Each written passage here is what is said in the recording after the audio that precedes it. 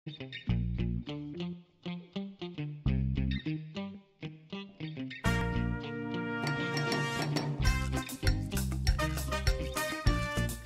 bisnis yang berbahagia, berjumpa kembali dengan saya, Edi Kurniawan dalam Podcast. Channel saya yang didedikasikan untuk mengeksplorasi, mendiskusikan, dan mendemonstrasikan berbagai aplikasi-aplikasi baik yang dapat digunakan dalam pembelajaran. Pada video kali ini saya masih melanjutkan project Moodle series, dan secara khusus kita akan berbicara tentang resource bentuk kedua yang dapat diunggah di website Moodle. Jika pada video sebelumnya saya sudah mendiskusikan tentang bagaimana cara menambahkan file dengan asumsi bahwa file adalah salah satu bentuk resources yang paling umum digunakan. Nah, pada kali ini saya akan berdiskusi tentang URL atau yang kita kenal sebagai tautan atau link website. Ya. Nah, terkadang seorang pengajar ingin memberikan sumber-sumber belajar langsung dari sumbernya, misalnya dari sebuah website yang menarik yang harus dibaca oleh anak-anak. Bahkan kita juga bisa misalnya YouTube video dan lain-lain. Nah ini biasanya kita tidak mengunggah filenya langsung, tetapi hanya meletakkan linknya sehingga anak bisa mengklik dan kemudian membaca pada waktu yang dia tentukan sendiri. Bagaimana caranya? Sangat sederhana. Kita langsung saja masuk ke menu tutorial. Oke, saya sudah berada di dalam kelas Moodle saya, dan seperti sebelum-sebelumnya, untuk mulai menambahkan resources, kita tinggal klik Edit Mode di atas. Ya, untuk Moodle 4.0 di Edit Mode. Kemudian kita klik Add Activity or Resource, ya, dan ini letaknya tepat di bawah masing-masing blok. Jadi misalnya saya ingin menambahkan materi pada week 1 atau minggu pertama. Nah, tinggal klik Add Activity, kemudian kita cari URL yang di sini, atau untuk meringkasnya biasanya kita bisa masuk ke tab khusus untuk resources, lalu kita pilih resources ya dengan icon globe ya seperti www gitu. Nah, sama dengan file ada beberapa pengaturan sederhana yang bisa kita lakukan. Yang paling penting adalah kita berikan dulu judulnya, misalnya website 1 gitu ya, contoh saja, atau mungkin artikel 1 atau apa ya, itu diserahkan kepada dosennya. Kemudian yang kedua yang penting adalah external URL atau linknya itu sendiri. Jadi misalnya saya akan tunjukkan di sini, saya sudah buka satu halaman ya dari Wikipedia. Nah, saya tinggal copy linknya ya, kita blok, kemudian kita copy, kemudian saya balik lagi ke kelas ini, kemudian saya klik ke kotak external URL, kemudian saya paste ya. Nah, sesederhana itu, dan mau ditambahkan description juga boleh, tapi tidak juga tidak apa-apa. Nah, sekarang saya akan kembali dulu ke kelas, saya klik save, maka URL yang kita inginkan sudah tersedia di sini ya, lengkap dengan icon, nama resources-nya, kemudian jenis resources-nya, kemudian nama filenya. Kalau diklik oleh siswa, maka ini yang mereka dapatkan, yaitu sebuah link di mana ketika mereka klik, mereka akan langsung masuk ke bacaan itu. Nah, sama kurang lebih dengan file, kita juga bisa melakukan embedding, yaitu kita menempelkan isi dari website itu langsung di dalam Moodle course ya.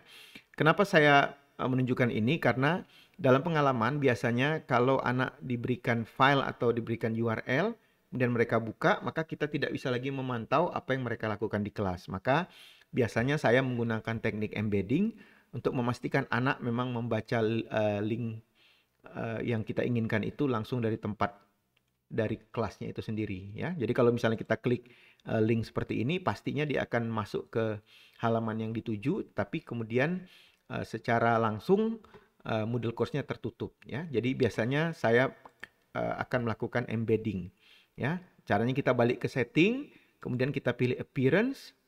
Nah, ini sama dengan file ya, bisa open artinya buka file baru atau buka tab baru ya. Kemudian naik di sini embed.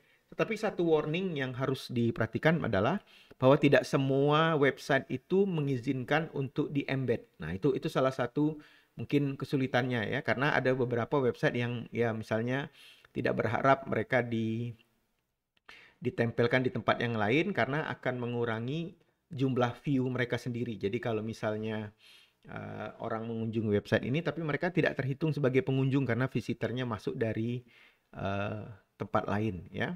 Nah, Oleh karena itu pastikan dulu bahwa dia memang kalau mau digunakan embed, dia harus pastikan bisa bekerja. Nah, kita coba sekarang. Saya akan save kembali tapi langsung kita tampilkan di sini. Nah, seperti ini.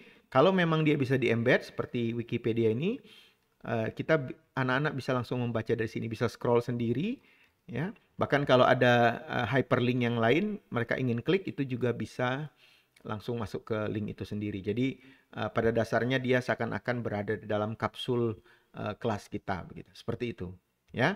Nah, ini adalah satu bentuk dari file. Nah, kita juga bisa melakukan hal sama dengan YouTube video. Saya akan coba buka satu video, ya, dari YouTube, ya. Nah, lagi-lagi YouTube juga tidak semua video itu diizinkan untuk di-embed. Nah, ini harus dipastikan dulu, ya, supaya nanti jangan ketika mau di-embed kita tidak ketemu, ya. Saya akan ambil satu video saya, misalnya ini video yang baru saya bikin juga, ya. Nah, misalnya ini satu video, maka yang saya perlu lakukan adalah mengklik mengcopy filenya, copy seperti ini, ya. Kemudian saya balik ke kelas saya, kemudian add activity seperti tadi. Kemudian saya cari resources, URL. Nah, kemudian saya beri nama misalnya video 1. Ya, kemudian linknya saya pasangkan ke sini. Kemudian seperti tadi appearance-nya kita ubah menjadi embed gitu ya.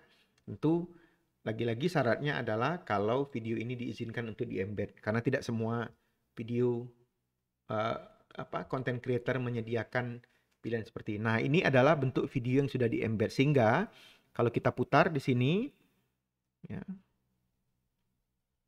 Nah, saya matikan dulu suaranya. Nah, jadi videonya akan langsung terputar di sini seakan-akan dia berada di dalam kapsul kelas kita. Nah, ini akan membuat pembelajaran jadi tetap terkendali, tetap terpusat. Jadi kita tahu pasti bahwa anak-anak sedang atau masih berada di dalam kelas Moodle kita, ya. Nah, dan banyak sekali hal-hal lain yang bisa kita lakukan dengan URL, yang pastinya bahwa memang konsepnya adalah bahwa anak-anak bisa belajar dari materi yang kita miliki, yang kita punya, maupun juga dari materi-materi dari sumber belajar yang lainnya, ya. Yang tidak kalah pentingnya adalah bahwa kadang-kadang kita punya file dengan ukuran cukup besar, misalnya kita punya file PDF yang besar, kemudian kita takut bahwa resource-nya itu nanti akan membebani Moodle kita, misalnya file saya satu filenya 5 MB. Nah, kalau dikumpul misalnya ada 10 file berarti 50 MB, cukup besar ya. Oleh karena itu, kita juga bisa melinkkan file kita yang sudah disimpan di cloud. Misalnya saya upload di Google Drive, kemudian setelah itu baru saya linknya kita letakkan di sana. Itu juga bisa kita lakukan gitu ya, sehingga akan mengurangi resources yang dipakai. Nah, saya pikir itu saja sebuah tutorial yang sangat sederhana, semoga bisa bermanfaat, dan terima kasih sudah menonton video saya dari awal sampai akhir. Kita akan bertemu lagi dengan video-video lainnya di mana saya tetap mendiskusikan tentang beberapa fitur, komponen ya, dan lain-lain dari Moodle untuk membentuk suatu pembelajaran daring yang baik. Terima kasih sekali lagi, dan jangan lupa untuk like, subscribe, dan share video-video ini. Semoga bermanfaat untuk semua. Demikian dari saya, Deddy Kurniawan. Assalamualaikum warahmatullahi wabarakatuh.